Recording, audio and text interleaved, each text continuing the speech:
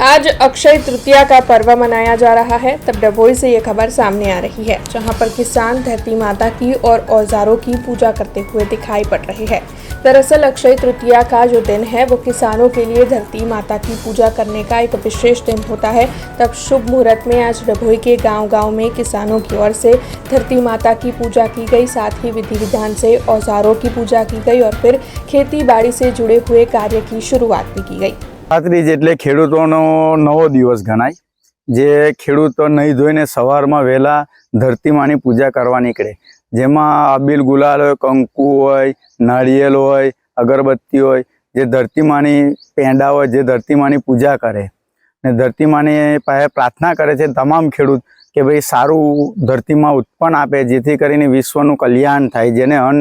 સૌને સમગ્ર જીવને મળી રહે એવી ખેડૂત ધરતી માતા પાસે પ્રાર્થના કરે છે અને આકાશની પાસે બી એ પ્રાર્થના કરે છે, ધરતી માને કહે છે કે જેથી કરીને સારો વરસાદ પડે, ખેડૂતને સારું ઉત્પન્ન મળે।